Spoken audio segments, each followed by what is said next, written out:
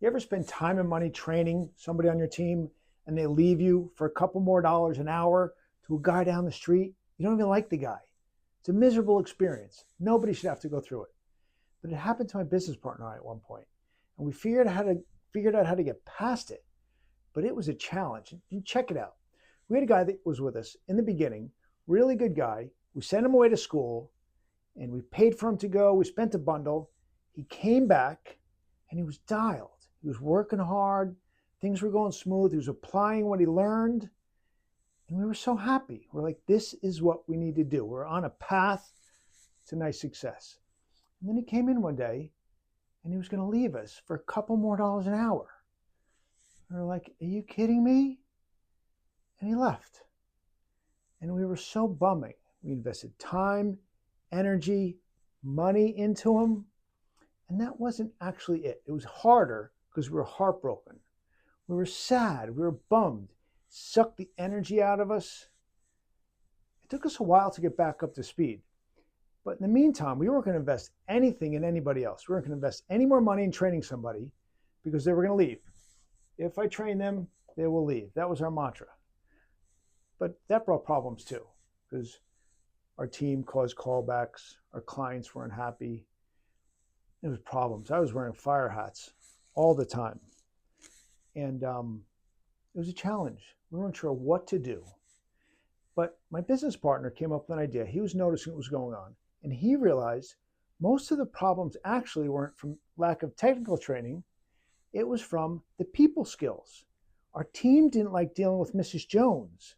They didn't like communicating with her, explaining what to do, collecting the money. They would get nervous.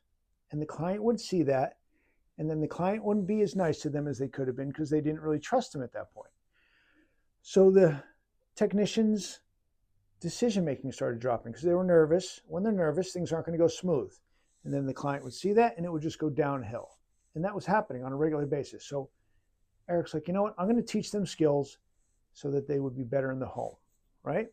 He taught them all kinds of communication skills, how to talk to Mrs. Jones, how to get her to like them. He built their confidence, how to do things to build their confidence. So they went into the home, they dealt with Mrs. Jones. Mrs. Jones liked them, thus trusted them, thus the jobs went smoother. And that was really cool. And then he started teaching them confidence skills by way of how they looked, how they dressed, personal development skills. You come in looking good, clean shirt, shaved, hat, the whole 9 yards, not hat, shaved, combed hair. I mean, I guess if you have no hair, might want to wear a hat. We didn't have a lot of guys like that. Anyway, when they started looking good and feeling good, their confidence went up. Then they were able to communicate to Mrs. Jones about other problems she had that we could offer our services for. And they started pointing out things that needed to be done. They started creating a relationship with Mrs. Jones. They were better at it than Eric and I were in the beginning. We had a team that was better than us. I mean, and what else do you want? It was a wonderful thing.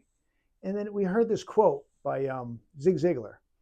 The only thing worse than training people and them leaving is not training them and keeping them. And realized we can't ever not train them. All these things Eric was teaching, the people skills, this was not true anymore. If you train them, they're going to stay. And that's exactly what happened. And we had a team that was awesome. But this is the trouble that we had. We had a couple of prima donnas working for us. And they didn't like the new expectations and accountabilities for them in the house that we were teaching them. And they were resisting it. And they had special skills. So they became a cancer in our business because we didn't want to get rid of them because we didn't have anybody to fill their skill set. Well, what happened was we had to get rid of them. And you know, our team, our great team, talked us into getting rid of them because they were going to step up and fill their roles fast. They were going to learn the skills that they had to immediately so that the company wouldn't suffer from losing the cancer guys. Sure enough, that's exactly what happened. Our team stepped up and we had a little lull for just a moment and then it took right off again. We had such a good company from training our people on all these skills. We had status. We would go to the Chamber of Commerce and people would say, hey, what are you doing in business? You have such a good reputation.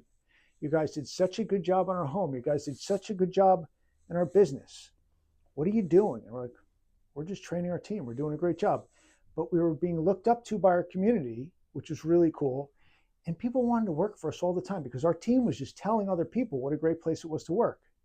So we were feeling really good about ourselves. And then one of our competitors came to us a couple hours away, big company.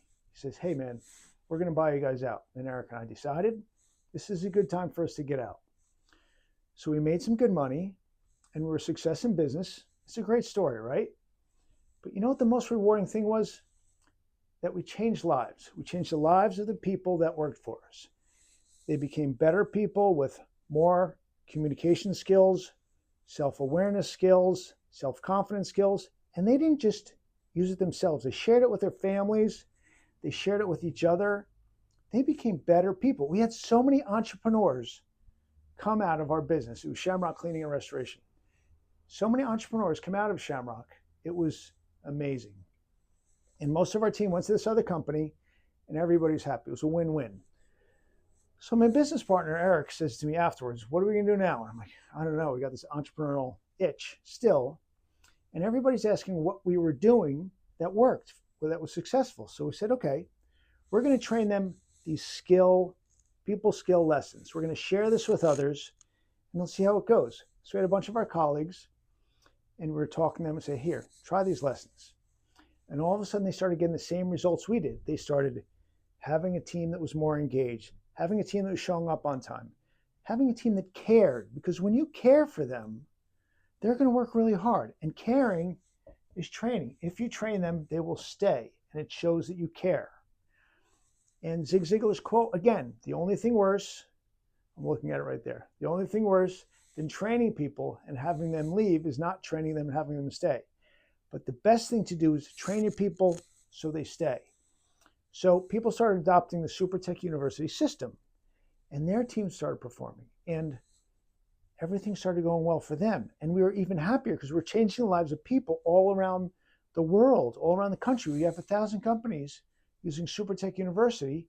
Who knows, more than that. A lot of technicians are being influenced every single day. It's super rewarding. And if you want to have an amazing team as well, and you want to influence your team and have a more profitable business, let's talk. Let's get SuperTech University training your team, and you're going to be very happy with your world and your life, just like your team as well. My name is Larry from SuperTech University. Let's talk.